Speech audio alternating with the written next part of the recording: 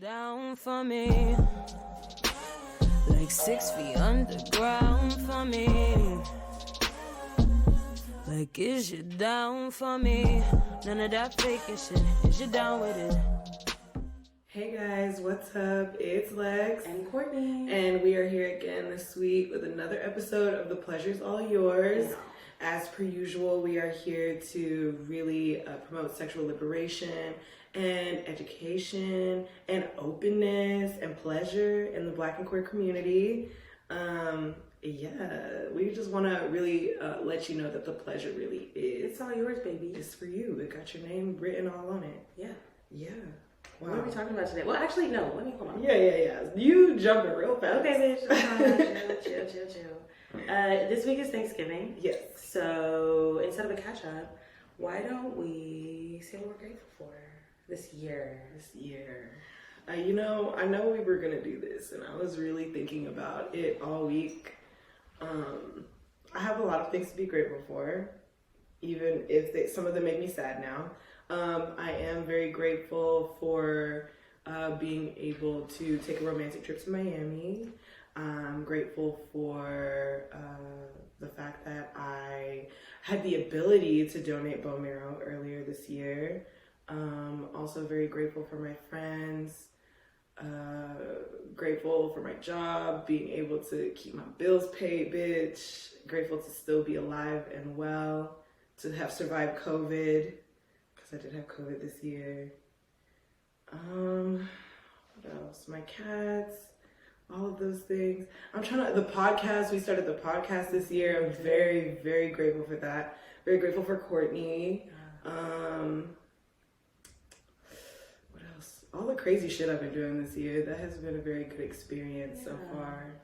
Yeah, I'm trying to think of other things. I mean, that's a lot. You give a long little laundry list there. That's good. It sounds like you have a lot to be thankful for. Yes, absolutely. What about you? What are you grateful for? I mean, we got the usuals. Like my friends and family, I think they've held me down the most this year. So obviously, I'm thankful for them. I'm thankful for this podcast and the ability to kind of discover a new side of my talents and my abilities, and also like just create a sense of openness for myself, because I feel like this podcast has allowed me to be open with my family a lot more and with my friends. And this Thanksgiving, me and my grandparents, my grandma, me and my parents were talking about a lot of different things, a lot of dating stuff, a lot of dating as an elderly person. I was like, oh, okay, Granny. I feel like we couldn't have this conversation like 3 months ago. Yeah. But now that I just feel like everybody is just more comfortable, because I've like forced them to be more comfortable. Yeah. So I'm very thankful that I've had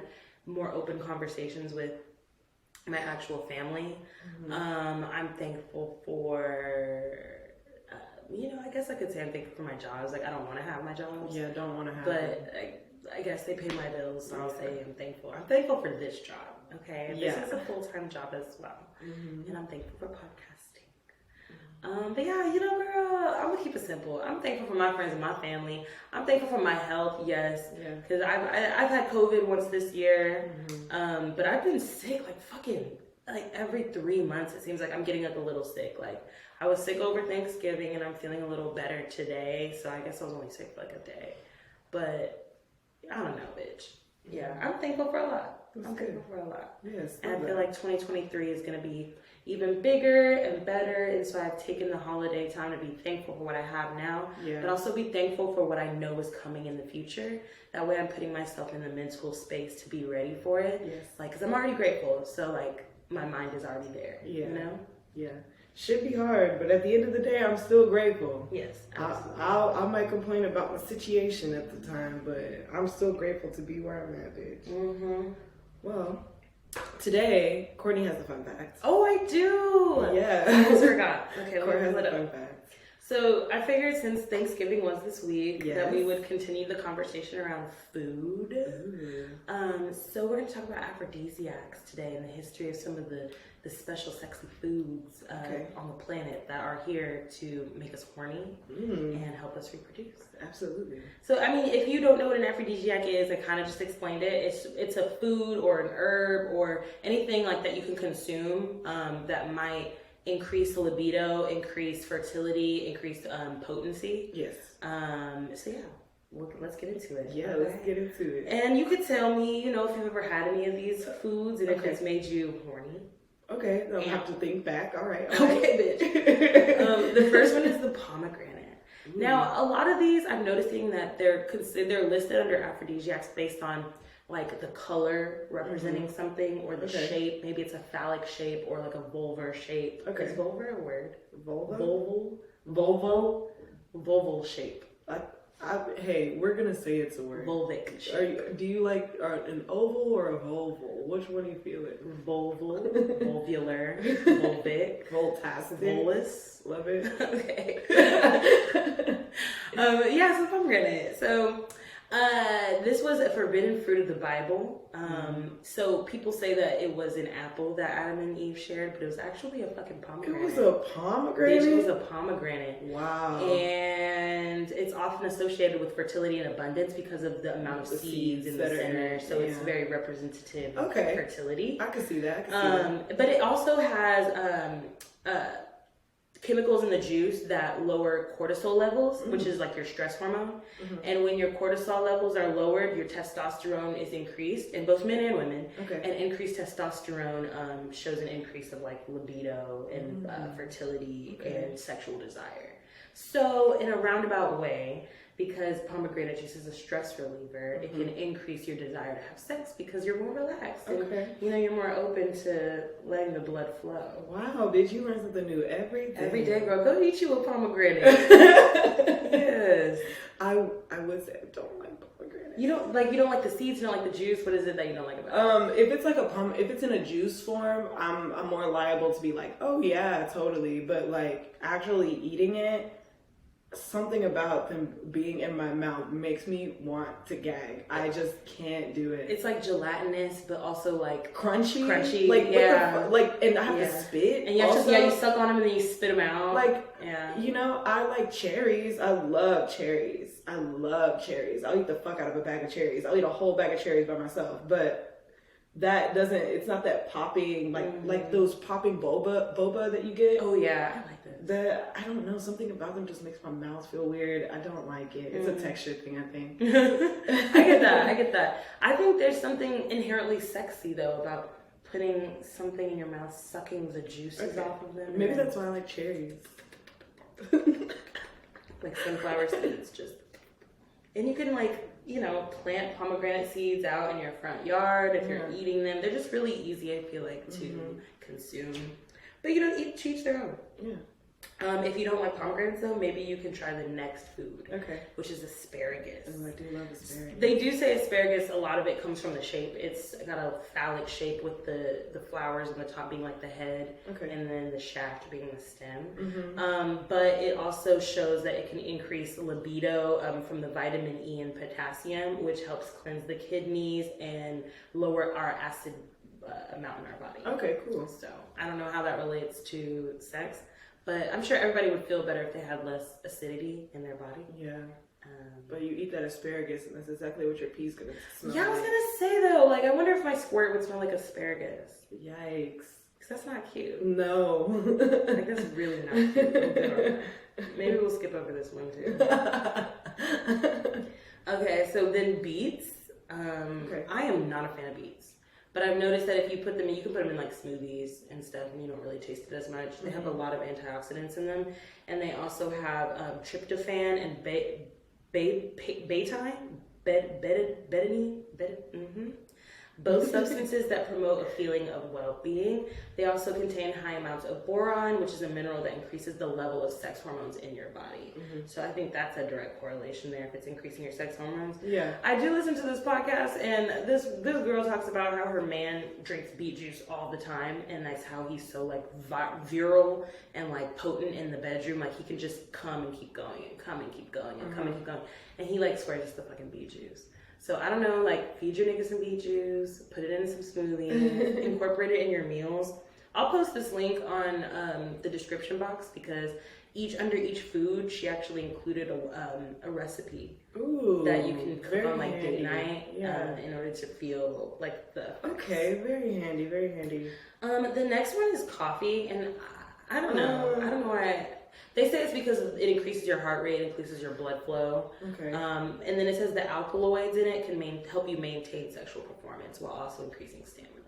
Which is just, I feel like, an energy thing. It's just caffeine. Yeah, I don't know. Yeah. It's really acidic too. It makes me poop, so. Yeah. I don't know. Especially if you're planning on doing anal stuff. I don't think coffee is the best way to go before you do that. Although I have heard great things about a coffee enema. Oh, yeah, but the only time I've heard about that is on My Strange Addiction, where it's like this couple that is addicted to doing it's a health thing. So they started it because it was a health thing, and then they were like, oh, this feels so good, now they're addicted to it now. But one of my friends was really interested in doing one, so they did a little research and they sent me an article link on it. But like, it really cleanses you out. It shrinks your vessels a little bit, so it's good for sex. It also, I imagine, would make your booty hole smell good. Like coffee? Yeah. Okay. So, if you don't consume it through your mouth, you can consume it through your anus and still get the energetic effects from it. And also have your asshole smell like Starbucks. Ooh, so that's good. A little creme brulee latte going on. Strawberries is mentioned in here. 100% just the shape, the sexiness of the fruit, the juiciness of the fruit. Just watching somebody bite into it. Yeah. Have you ever fed a bitch a strawberry? Come on. The juice drip and everything. It's just such a sexy fruit. You can dip it in chocolate and all that stuff. Yeah. And the next one is chocolate. Wow. Okay. Oh yeah, chocolate. Yeah. Well, obviously, chocolate is associated with sexual arousal, but it literally increases our serotonin. It's like you biting into happiness. So we get a dopamine rush from it. Our serotonin is elevated. Our sexual arousal is elevated. So cocoa and cacao and so they say that the phenethylamine and tryptophan, which is also in whatever I just talked about before that, increases your sexual arousal. Love it. So yeah, that's really all I got for you guys. If you had any of these meals during your Thanksgiving dinner and you found yourself having to go jack off in the bathroom or take a walk, let me know. I was surprised sweet potatoes weren't on there, but then I realized that sweet potatoes are full of estrogen. And that is just really good. Like people that usually have to go on like hormone replacements and things like that, they get a dietary list like sweet potatoes, yams. Those are like the first thing on the list because of how much estrogen is in it. And I also learned that from Samantha on Sex and the City because she had breast cancer or something like that, and so she had to like yams.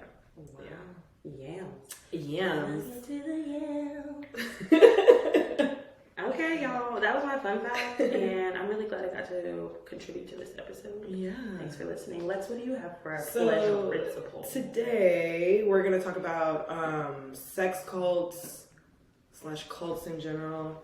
Well, no, they're all mostly sex cults, and let me just tell you, some of this shit is fucking crazy, because I'm just thinking, sex cult, like, especially now, I think now today, it would probably be a little harder to get people to join a cult like that, but I say that, but one of these is, the trial is still going on currently, Oh yeah, so we do give a trigger warning at the beginning of this part, just because we are talking about like sexual exploitation and manipulation and abuse and that kind of stuff, so, you know, just enter with caution. It'll also be in the description, so we love that. Okay, so we have a few to talk about. 4 of them I did some research on over the last couple days, and then one of them is a documentary that me and Court watched, and I finished it this morning. This shit is crazy. But anyways, let's get into it. The first one we're going to talk about is Warren Jeffs and the Fundamentalist Church of Jesus Christ. Most of these fucking things are evangelists. Like they are very heavy Christians, whatever. Like it is very religion based, most of these, besides the fact. This was founded in I think it said like 1970 something, like the church itself, but Warren's father died in September of 2002, and he basically took over it, and he was considered the prophet of whatever Jesus was trying to communicate to the people. He was the person that it all went through. this was a very heavy, like, polygamist cult as well. They definitely believed in, like, multiple marriages, things like that. Even some of them were, it's like the more wives you have, the closer you are to God. And that was one of their philosophies.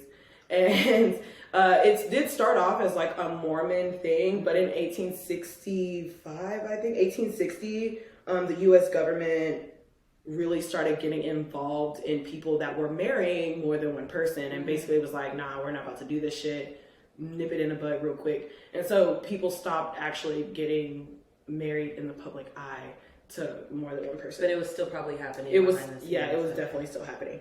But Warren, since he was the prophet, he had the authority to assign wives to his male members, and you only actually got a wife if you were extremely loyal to him, to the church, to the beliefs that they had. And not only that, if you were disloyal, your wife and children would be assigned to a different man. And they would literally just come and pick your family up and go and bring it to somebody else, and then that's where they would stay. Oh, wow. Yeah. Oh, damn. Yeah. Oh, you could not fuck the fuck up. No, you could not fuck the fuck up at all. But it was, besides your wife and children being reassigned to another man, your wives were considered to be your wives for all eternity. So, like, even in death, there was no death do us part or no shit like that. Like, once that was your wife for forever. Like, literal forever. Which is fucking crazy. But the highest level of glory was having 3 wives. And like I said, the more wives you had, the closer you were to heaven. The group took teachings from the Mormon church regarding plural marriages, but of course the government pushed back. And the Mormon church, since they basically renounced the whole polygamy thing, any member that was a part of this group or was found to be practicing polygamy in that way were excommunicated from the church. And it was just like, we don't even know you, we don't see you, you're not a child of God, all these things. So yeah, they do think that this guy Warren had at least 50 wives. 50? 50. 50. I know they were not all over 18. No, they were not. A lot of them were between 12 and 17. Wow. Yeah. Where were the wives for the other people in the church? Like, how many did they say how many people, what members were in this cult? It doesn't. No, the cult, it had a couple thousand. Okay, so it wasn't just like a small thing. No, this was like a community. Yeah. Okay. Yeah. He did move the organization to. You okay? Yeah. Okay. He did move the organization to Texas in 2005. And there was supposedly a call, and this call ended up being someone who was not underage. It was just some person that was in the cult. Mm-hmm. They weren't fucking with it anymore, I'm guessing. So they made a call to the police department, and the call was apparently from a 16-year-old girl who was married to a 50-year-old man who would sexually assault her. And she had had like 3 miscarriages from this person. And so of course, the cops go up there, they go and raid the place. Bitch, why did they apprehend 416 children? Oh my goodness. That's a lot of kids. Like, that was a lot of kids. They were taken into legal custody, and some of them were released because there was no proof that they were being heard. Mm-hmm. So a good portion of them got brought back to the church, and then the ones that they could prove, obviously, were taken into state custody. In 2006, Warren was put onto the FBI's 10 most wanted list for illegal marriages between adult males and young girls in Utah. And August 28th, 2006, his 12-year-old wife and his brother, they were all driving with, I think it was like 113 cell phones, like over $5,000 in cash, a bunch of wigs and disguises because they were on the fucking run from the law. Because in Arizona, which is where it was mostly stationed, in Arizona, it was showed that, which is a very heavy Mormon area. I will say that. What is it? It's Midwest, Southwest. Yeah. But they got pulled over because, of course, he had charges in Utah and Arizona. And he got pulled over in Texas, and they basically arrested him.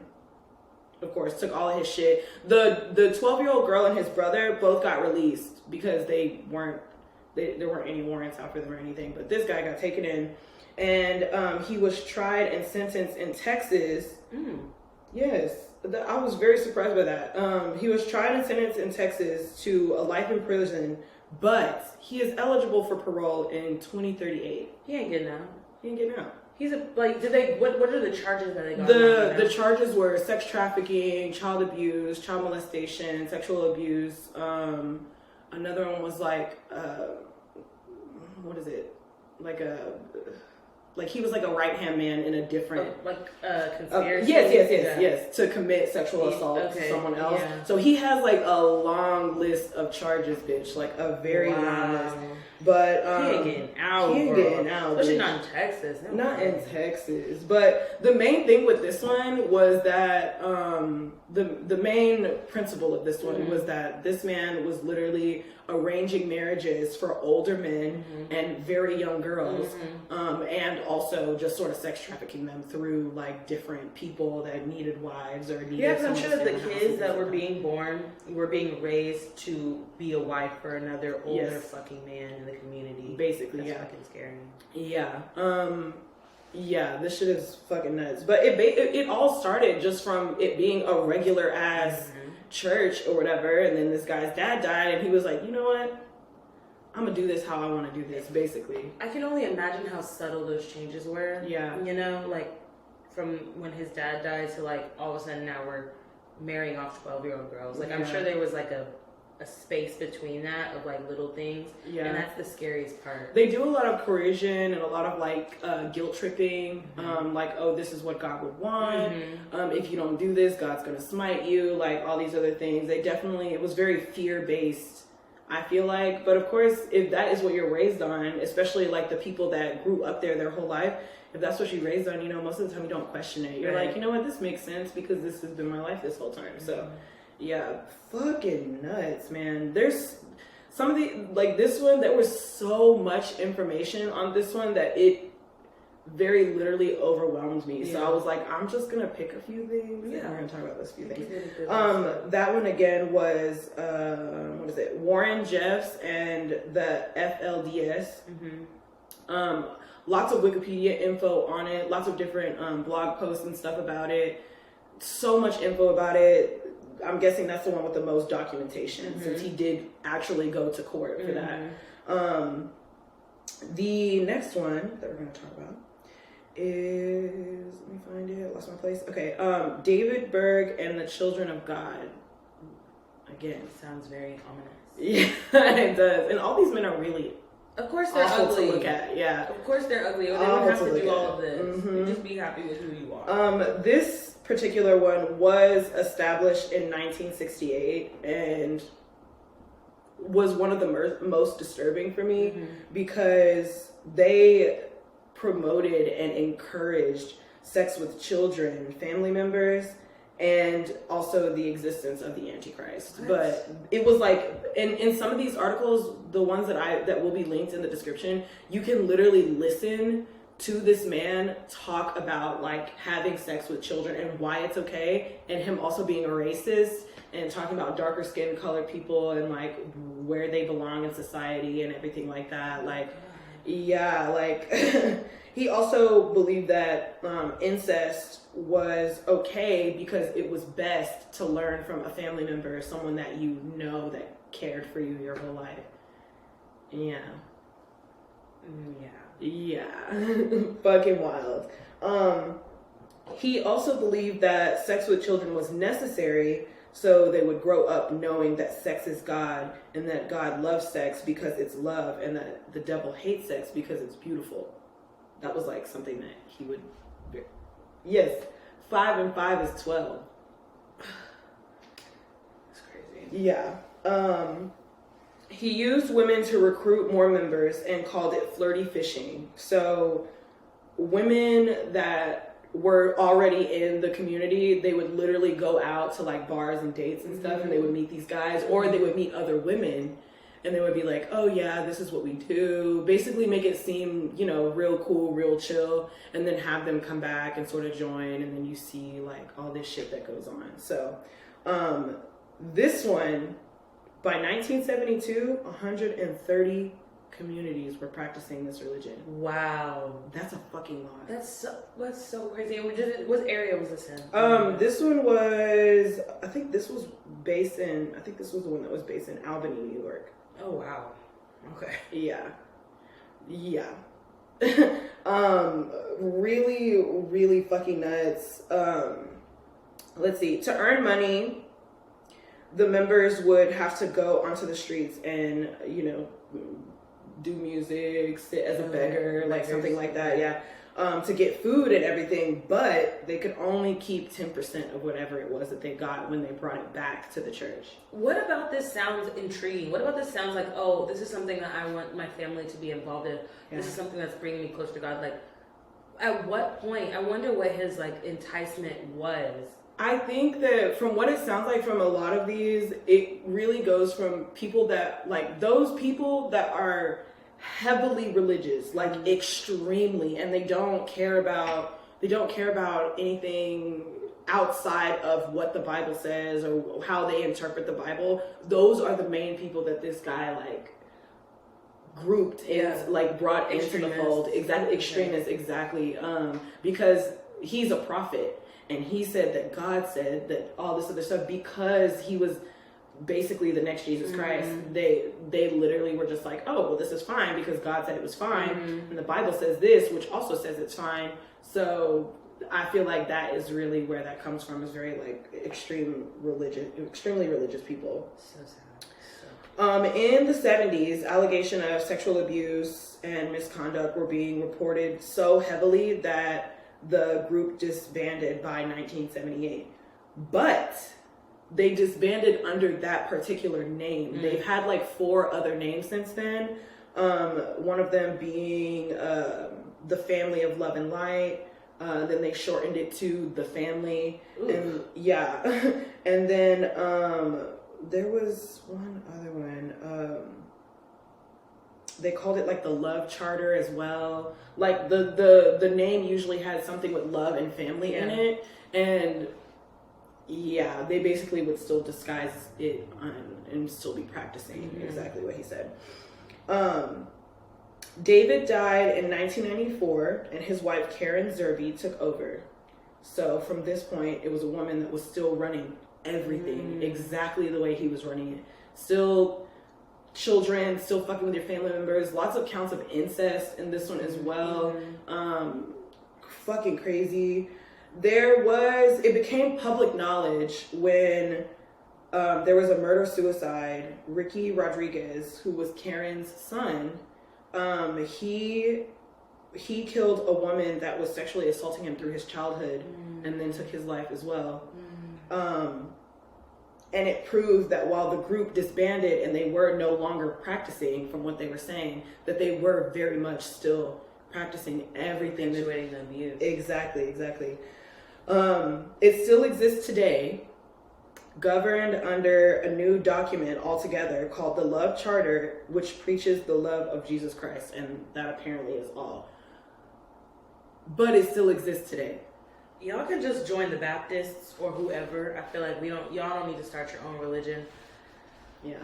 Or try to change the one that was started a while. Wow. Yeah. That's tough. That's fucking tough. There is a lot of secrecy around the new organization, which doesn't help solidifying that they're not practicing anything crazy. So, yeah, that is fucking nuts. Mr. David Berg and the Children of God. David Berg, another scary white man. Another scary white man. Yeah, literally. And when I tell you all of these men, when you look at them, they are scary to look at. Like, especially as older people. The next one is Keith Rainier and NXIVM. I think that's NXIVM. NXIVM. That one is a trial that is still very much current. still going on. Started in 2020, I think, right before COVID. Fucking shit is still going on. There's a documentary called The Vow on HBO. There's another one on Showtime called Seduced, which I will be watching both of those today because what the fuck. This one was one that was very crazy because there were celebrities that were very active in this recruitment process. Yeah, was it that bitch from Dawson's Creek? Or I thought it was Smallville. Oh, Smallville. Okay. Yeah, Allison Mack. Yeah. This was founded in 1998 by Keith and Nancy Rainier as a personal development company with a range of self-improvement techniques. So basically a self-help group that's supposed to help you get your life together, get on the right track, all of that shit. His main emphasis was to bring pleasure into people's lives. But whenever you, especially women, whenever you did go and join this cult, he would compile a folder of sexual photos that you had to take to get into the cult.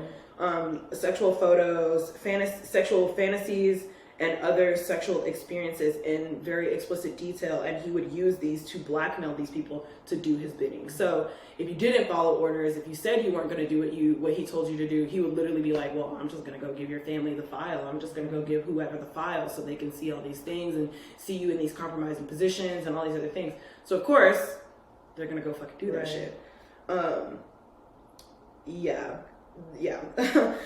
He also encouraged recruit members to own their own slaves with the end goal to satisfy him. So these people weren't even considered like members. They were literally slaves underneath this, whatever it was.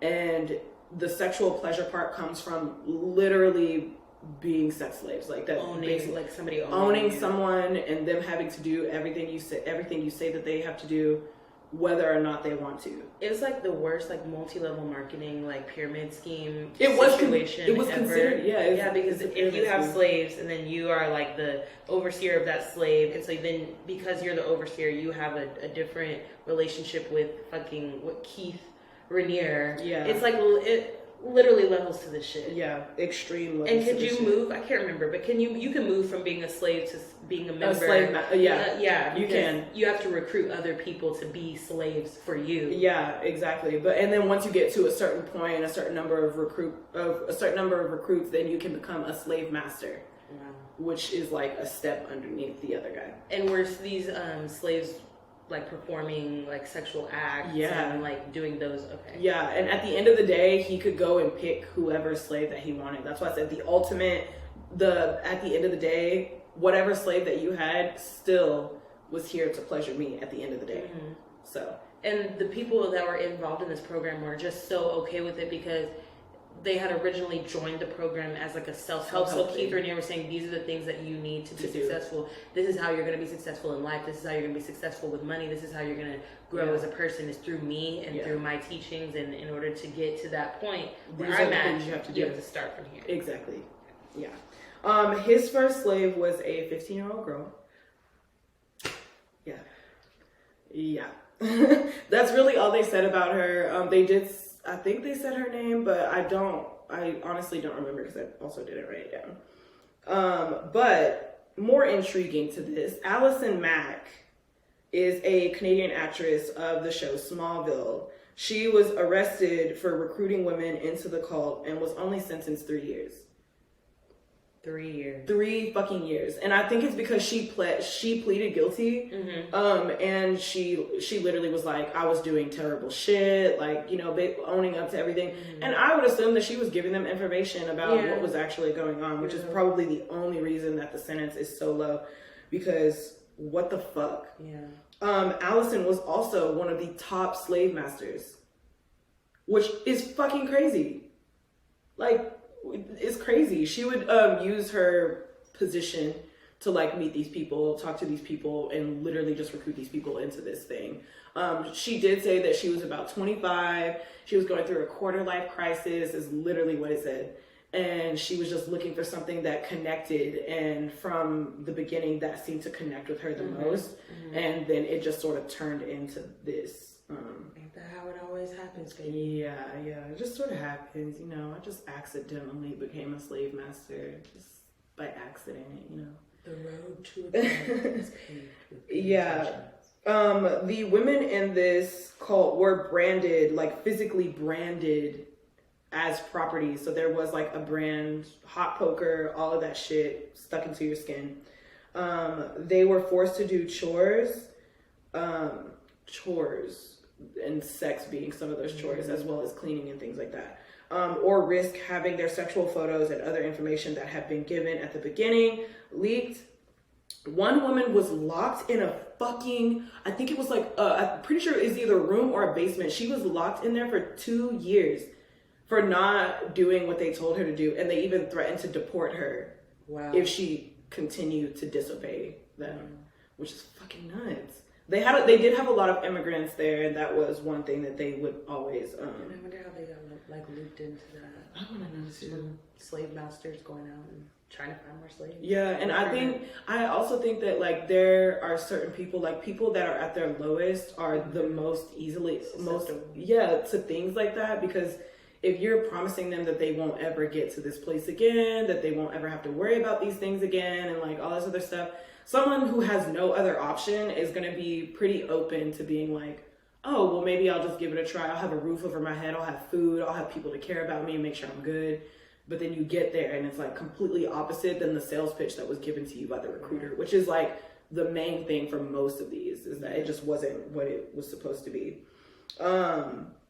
And like I said, this case is ongoing. Like it is still going on. That's what the Vow was kind of about. Is like this family that's trying to get their daughter out of the cult, but she's been in there for like 10 years at this point, like so long, because it was before 2020. Like I think the cult started in like 2012 or something. But like she's been there so long that she's like completely like anorexic, emaciated, because Keith Raniere has them on like this strict diet to like maintain their weight, and like it's just one of those things where she's got like Stockholm syndrome. Like the family, her sister and her mom have like spoken to her, and she doesn't want to leave. And so it's just like at this point now they're trying to get like the FBI involved in order to like completely break up this whole cult so that they can save their daughter. And that's why I was like, let me stop watching this, because you have situations like immigrants and children and people in low places that are being completely manipulated and like therefore abusing other people because they were manipulated and like abused themselves. And then you have this like group of like high society white people, which specifically NXIVM is really like a lot of rich white people who want to better themselves, and they get put in this situation and then they just kind of let shit happen. And like I have a hard time. I'm not saying I don't sympathize with those people, but it's just like, come on, man. Y'all got an HBO documentary with 2 seasons trying to find this white girl, and we have all these like these girls in the Midwest who are part of the polygamous community that are pedophiles and abusers, and you have black girls that are going missing every day, and you have immigrants that are going missing or being murdered every day, and there's just like not this like HBO 2-part documentary on it. Like it's just really fucking frustrating. I very much agree. The next one we're going to talk about, and I do want to sort of watch that documentary, at least the one on Showtime, because it's just a documentary. It's not a bunch of episodes or anything. But the next one is Marshall Applewhite and Heaven's Gate. This one was crazy to me because it wasn't even like, it was religion. It was religious for sure. But the main thing was like these niggas was like heavily into UFOs and shit. And was this the one with his old ass wife? His old ass wife was doing this shit too? Yeah, she was an old ass nigga? Yeah, okay. It's a really old guy. He like, I think I watched this stuff. Yeah, that's why I'm like, I feel like when I was looking up stuff at this, I was like, I feel like I've heard of this before, or I've seen like a clip of the documentary or something, especially how it all ends. UFOs. I'm like, yeah, bitch, UFOs. So they taught that that a UFO would come down to Earth and rapture the faithful. So there was no actual heaven's rapture. It was literally just some aliens that were going to come and pick you up and take you. You're on our good list. You're on our good list. You're good. We're going to go on back to the ship, you know. They were able to appear to members that were disillusioned by society and also very heavily religious. Okay. So that is how they got people together. It was founded in the 1970s by Marshall Applewhite and his wife, Bonnie Nettles. But Bonnie died in 1985 of liver cancer. And because her body was not raptured, he literally changed what would happen when you die. He just changed the whole shtick. He was like, oh, actually, it's just your soul that goes up. They only come and take your soul and not your vessel. They refer to your body as vessel, as vehicle. That was like heavily used. Like this is like a meat sack you're just hanging out in. And whenever you die, it's only your soul that goes. And that is what the aliens come and grab.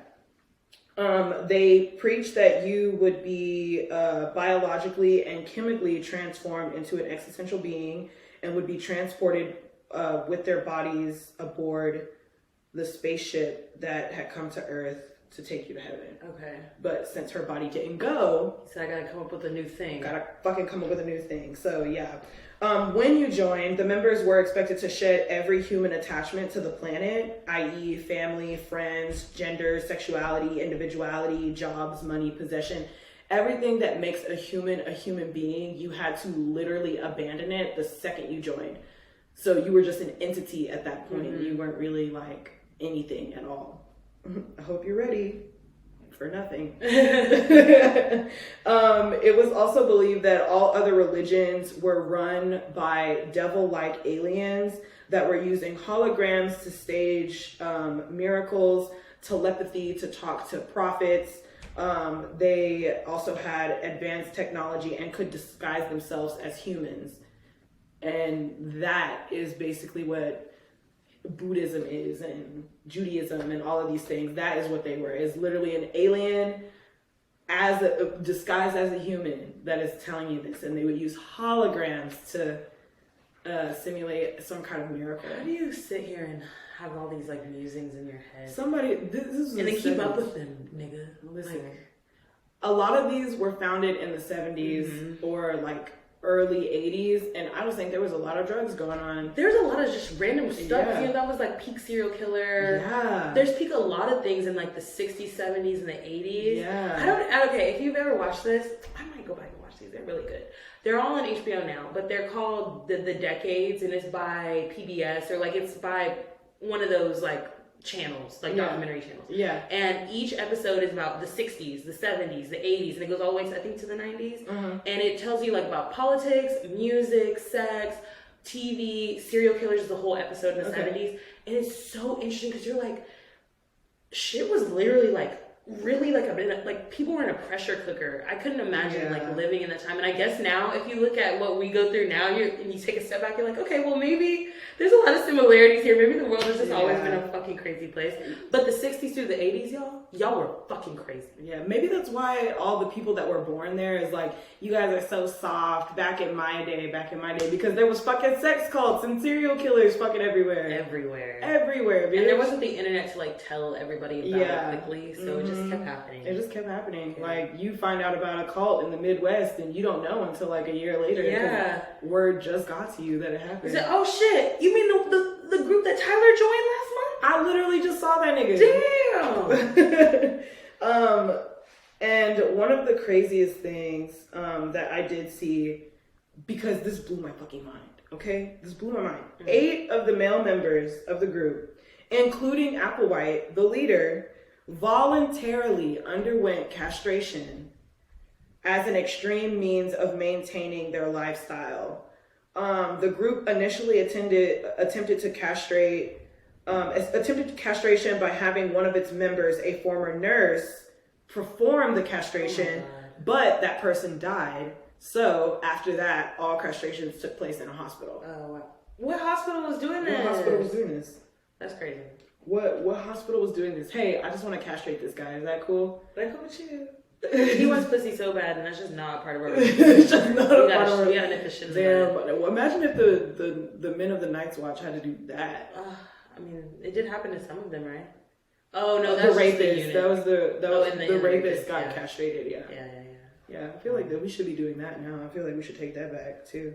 Castrate them all. Let's see. Where was I? Okay. This group was also very against like suicide, heavily against suicide. They were like, if you commit suicide, you basically were turning down the offer of the next level of your existence from the gods or from the aliens or whatever. You know, you were basically being like, actually, no, I'm good. Don't want that. Fuck you. If you committed suicide. Yeah. But Marshall did have a revelation that they might have to, as a group, commit suicide to abandon their soul vehicles to achieve their next level of godliness. That was literally what he told them. And I think this was also around the time where like people were getting abused, and it was just starting to become like a real issue. Like people were leaving and like trying to get people involved, you know. I see, like a last-ditch effort. Yeah, so like shit started getting real fucking crazy. Yeah. And so that is when he apparently had this revelation that, you know, they might have to abandon their vessels. And then on March 22nd, 1997, sorry if that's your birthday, 39 active members and the founder were found dead in their dwelling space, all dressed in these robes. That's why I'm pretty sure I've seen this before. They were dressed in these robes. They were all laying in the same like room, and they had all drank like a potion or something, like some kind of mixture, basically, to all go out together to ascend, Jim Jones style, to ascend to the next level. That's fucking crazy. But I will say a common thing with a lot of these cults is, like I said, like finding people that are in their lowest points that you are like, oh my God, I have nowhere to go. I need something, especially because a lot of those people do have a lot of faith and religion, and they just prey on your weaknesses and get you there. The other one I wanted to talk about was, there's a documentary on Netflix called One Taste, which was very odd. I was watching it this morning, and it's literally this white woman, and she was on ABC News. She was in the New York Times, bitch. Like she had like a following, and she was charging like $55,000 to join and things like that. And like she basically, to begin with, it was all very positive. It was all extremely positive. We are promoting the female orgasm. That is where the power in this world comes from, is the female orgasm. You know, she had a lot of she did a TED Talk as well, which I'm pretty sure is still on. Like, she got over like 3 million views on that one TED Talk. Find it. I'm gonna find it and post it. Yeah. And so all of that, and it was all going really well. And a lot of the members were saying that, you know, they felt like they knew themselves a lot better. They were having a lot of fun, experimenting. She was really just emphasizing that being sexual was okay, and like giving into your sexual pleasures was okay. And that was fine. You know, the members that would pay, they basically all lived in this warehouse with like, it was like 40 plus people that lived all in this warehouse together. And they all had a experimenting partner or a lab partner where they would go and experiment these things. It would basically be like a relationship with these people. And it was, like I said, it was all going really well. And then part of the documentary starts getting crazy because she says something that was crazy, because she said like to feel like you were not raped, you had to put yourself in a state of turned on. And that, because if you're turned on, there's nothing to rape, is literally what she said. And as a person who has been sexually assaulted, that is just not how it fucking works. Like, that's just not how it works. It's just not how it works. You realize what the fuck is going on, and it's like you leave your body for like just like, at least for me, it just is. That's just not how it works, okay? And listening to her talk about this and talk about men as if like they have these beasts inside of them, and these beasts just need to be cuddled and loved on and understood. And she's like, this guy paid me a lot of money just because he said he wanted to strangle her. So he paid her money. She went over. He fucking strangled the shit out of her, and then he starts crying. And she's like, you just have to, when men show these beasts, you just have to really go to them with love and kindness and understanding. Like like it was okay that they were doing this. You know what I'm saying? It somehow turned from all being focused about women's pleasure and Yeah. like being the orgasm being the end all like for the world Mm-hmm. to we have to placate and like Yeah. be beings open to service for men. Yeah, and like people were starting to get hurt. Like people were really starting to get hurt. There's a one that like was craziest to me, and her sister was like a heavy person that they interviewed, and she had like all these pictures and all this other stuff. And there's this one girl, she was with this guy that was there, and like he started beating her, and she went to the founder and was telling her. And basically the founder was like, because she wanted to leave as well. And she's like crying, I can't believe you would leave me. I can't believe all these things would happen and all this other stuff. And of course, someone who feels guilty for you're making it seem like I'm abandoning you. She ended up staying. This girl ended up staying. She just felt so guilty. And then it ended up being like that girl, and I think it was 11 people total that ended up like sexually assaulting her and beating her. And she fell down like a flight of stairs, and so she's at the end of these stairs just like vomiting, and like it's still all her fault, you know. And then before this happened, one of the guys like picked her up in front of the whole group and was like shaking her by her arms and was like, you know, I want to beat you, I want to use you, I want to rape you, like all these other things. And she got reprimanded and got some of her privileges taken away because she showed fear in the eye of his beast instead of greeting him with love and understanding. Wow. Yeah. So I know like the FBI got investigated because this girl did end up leaving, and she did end up going to talk to someone about it. And it just became a whole investigation. The people that were former members were having a lot of people from the FBI and private investigators like calling them, trying to figure out what the fuck was going on, especially from all the stuff that this woman was saying. A lot of the former members in this interview were like, looking back on it, this was not okay. Mm-hmm. And there was a lot of people that tried to tell the founder, I cannot remember her name. Yeah, oh, Nicole Dayton. Nicole, yeah. They kept trying to tell her that this is not good, people are getting hurt, you need to fix this, like all these other things. And anything that started to go wrong, she still perpetuated it as, well, that is just how it's supposed to be. You need to go into this with an open mind and with an open heart and understanding. You can find pleasure in anything. Basically, she was saying you make yourself the victim by putting yourself there. And that shit fucking made me so upset. A lot of them were saying, like, one of the guys that is there, he said he feels like his reality was warped from being there for so long, to the fact that like now the only way that he feels like he can like really blend in with society and feel normal is he has like a blue collar job now. He like works in tech and stuff, does really regular stuff. One of the other guys, he has the warehouse where they used to all sleep. It's now a sex dungeon that he owns. Oh, wow. Where they had like all the good, you know, the X's that you hang on, the saddles, all the floggers and things like that, and a big sign that says consent is sexy. Mm-hmm. Way to transmute that pain. Exactly. And then the girl who basically got it all shut down, she was getting her PhD whenever the documentary was going on. But yeah, that one was crazy, mostly because it was founded and led by a woman, and then this woman saying all these things and like basically just being a rape apologist and victim blaming and like all these other things. And again, like that, like especially sitting through that particular one was a little challenging for me, because it's a lot of thoughts that you have already after an event like that, where you feel like it was your fault. You feel like if you would have done one less thing or maybe done one other thing, that maybe you wouldn't be in this situation where you feel so violated, you know? And so that is really hard, especially coming from another woman. That's really hard to hear, that it was your fault when it is not in actuality, especially when boundaries are very real. So. Man, that is really sad. I don't want to sit here and like, you know, I like to make generalizations. I think that's my job on this couch.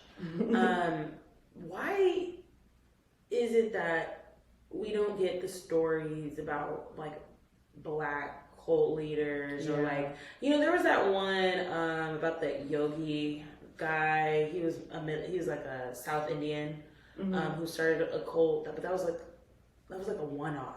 You just do not hear a lot about people of color doing these really grandiose things. And if you have, please send me the link. Please, I want to read about it because I want to understand why white people feel the need to like do shit like this consistently. Like, Over or the years, manipulate mass amounts of people to do terrible things. Yeah. Like, what is it that's different about white people than everybody else? Maybe it's because we have a lot of other shit to worry about, and like white people, they just don't have fear, like the same type of fear that we have. Yeah, I think I was talking to one of my friends about it as well when I was telling them that this is the topic we were going to be doing, and we were also saying like the same thing, like.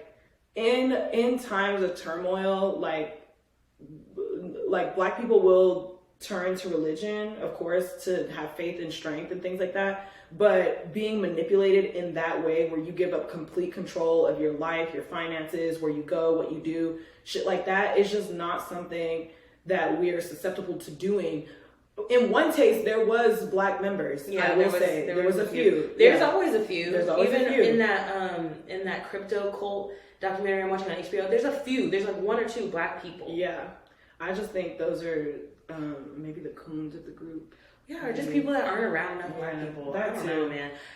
I also think that like when it comes to, I don't know, especially when it comes to religion, or actually, sorry, that's not where I was going. When they say stress is genetic, like things like that. Whenever it comes to stuff like this, and when you ask that question, like, why are white people like this? I think that because white people have been the root of most colonializations and slave trades and things like that, I think because they are such a big root in all of that stuff, that it would make sense that like now, generations later, they feel like, well, this feels normal because the shit like that. I mean, if all these other things can be genetic and can be passed down through the generations and shit, why would that not be one of the things? Absolutely. You know what I'm saying? Absolutely. So I think that is one reason why I also have a really hard time trusting white people now at this point, is because you see all of these things and you start hearing all these things, and it just is crazy to think like my trauma is genetic. Things that make me like for example, whenever you see Black people laugh and everybody runs, that's because in slavery, this sounds like a Twitter post. No, in slavery, bitch, the slaves were not allowed. You weren't allowed to congregate, and you weren't allowed yourself to do that shit. So if somebody said some shit that made you laugh, you had to disperse so you wouldn't basically get in trouble, shit like that. So I'm like, if these are things that are still fucking going on, bitch, then of course you got all these white people trying to enslave the masses with their crazy sex cults and all this other shit. Because they feel like they have to, or they need to, or whatever the fuck, Like, literally, just a bunch of fucking crazy mess going on through and through, my nigga. Ugh, that is a really good point, bitch. Mm-hmm. It's really, our ancestors have just provided us with the data. We just gotta look at it. Yeah. So, beware of those sex cults, kids. Man, that's our Reddit question, is how to not get involved in a sex cult. And our answer to that is like, really just mind your business, I feel like. Yeah. And don't let other people tell you the way that there's one way to get to an end. Because that seems to be, out of everything, cults get you by saying, hey, this is the way to enlightenment. This is the way to financial success. Mm-hmm. This is the way to a body shaking orgasm. This is the only way to whatever. Yeah. And I'm going to show you how. And because I can show you how, I have complete control over you. And I just think that's really fucking stupid. Yeah. So don't fall for it. Don't join a sex cult. If you believe you're in a sex cult, please reach out to us. We are not professionals. However, we will help you. Help you find the resources you need to get the fuck up out of there. Bitch. Absolutely. And bitch. I will work on getting you an HBO documentary, bitch, because you deserve it. We will advocate for you. Don't worry about it. Wow. Well. Wow. That was really interesting, Lex. You did a lot of research here. I did, in a very short amount of time. I'm not gonna lie. But we're gonna link a lot of the things where I found most of this information. Oh yeah, and there's actually a documentary on every single one of these, and so I will link them but I'll put the streaming service that they're on. Yeah. But beware, man, because obviously they're still going on in 2020. Yeah, y'all. 2020s. Just stay on your toes. Stay on your toes. If you're black, have more black friends, okay? Yeah. Like, have more black friends. It's a safety security thing. It is a safety security thing. I have learned now as an adult that the black people that avoid having black friends or that don't really have black friends, I have some questions. I just have some questions. I'm feeling a little unsafe. And you know, you're giving these, well, they're not like other white people. Are they? Have you guys been in a situation where like the true colors have to come out? Like, have you been pulled over with this person? Have you been accused of shoplifting with this person? Have you been all of these other things that black people have to go through? Are any of these things going on? Over Thanksgiving, I had to have a conversation with my cousins, and it was really like a dinner conversation. So it was like their parents, my parents, and me, and they go to a like very white city, and they go to a Catholic school in this very white city. It's like them, they're like the only black girls, and there's like another black girl and like two black guys, and the rest of their friends, they're all white. All their friends are white. They like repost their white friend stories, and I'm like, who are these white people on my Instagram newsfeed? Anyway. But they're in high school and they only hang out with these white people. Yeah. And I was just telling them, like, that was me in college, I think, for a period of time. I went to an international school in high school. There was just not a lot of, like, white people. There wasn't a lot of black people, but there wasn't a lot of white people. Yeah. It was mostly, like, Indians, Asians, and then a mix of everybody else, like, truly. So I didn't have an issue where I had a lot of white friends in high school. But I did in college. I had a lot of white friends. I had a lot of white Latino friends. And while I knew I was different, there's this feeling that you get around them where you're like, oh, no, I'm good. Like, these are my friends. Yeah, these are my friends. I'm with them, so I'm good. And there came up a few times in my college life that I realized I was not, and that I wasn't the same, and that I wasn't treated the same, and I didn't feel the same. So I had to make, like, an effort when I got out of college to try to make more black friends. And I'm not even going to lie and say, like, that was easy. It really wasn't. Yeah. I had a lot of internalized, like... racism, colorism, things like that. Girl, hell no, don't put that shit on me. I'm asking. It was a question. No. It was racism or color. No. I was thinking like, it was a question. Like, this feeling like that, like, black people just didn't want me. Yeah. Like, it wasn't like, I was like, oh, black people are ghetto and I'm not ghetto. It wasn't like that. It was more like... I just felt inside that I didn't know what they wanted. And so whenever I would go and like try to interact in college with like the black groups, I just didn't feel like comfortable. And like my mom was telling me the story about shit that used to happen at church when I was much younger, and like the same shit. I don't talk like a black person talking, neither do you. Yeah. And so my point of this whole story was that I tell my cousins, girl, you gotta go out and like just... If you involve yourself and you go to college into the right communities, you'll find the black people. You'll find the people in your circle that relate to you. Yeah. Because like the idea that I had that I wasn't black enough was like all in my head. Yeah. And I feel so much safer and so much happier and so much like comfort just like knowing that I have my circle is like 98% is just black people that understand me and that like want me to be safe. And like we can have these types of conversations really openly. Yeah. So if you don't have black friends and you are black, try to make some black friends and understand that they're out there for you. Yeah. Your black friends, your alt black friends, your anime black friends, your nerdy black friends, your stuck up black friends, your bougie black friends, your ghetto black friends, your party black friends, your cop black friends. What? I actually want to redact that last one. Yeah. A-cab bitch. A-cab bitch. Yeah. I had to drop one of mine, you know. I say, you getting a little too close. You work in the jails, you a little too close for me. The jail is basically legalized slavery, so. Yeah. Anyway, I wouldn't want to make you feel bad if you have white friends. Just get more black friends. For yourself. Like, shut the fuck up. I'm done. All right, y'all. That's it. That's it for the week. This is another episode of The Pleasure Diaries. However, follow us on Instagram. In about like 5 seconds, you'll see a little button to subscribe. Subscribe to our channel. Comment, like, and subscribe. Like, thumbs up, whatever it is on YouTube these days. Fucking do it. Yeah. Follow our Instagram at The Pleasures. All your pleasures underscore. There we go. At all your pleasures underscore. You can follow our TikToks and keep up with our shit. We have one more episode left before we go on a little holiday break. Yes, but lots of things happening in that holiday break. Right. Lots so of good things. If you have any questions for us or suggestions for what we can do next season, send those in. We'll be working on them through the holidays. But we'll see you next week. We'll see you next week. Love Bye. you. Bye. Is you down for me? None of that faking shit. Is you down with it?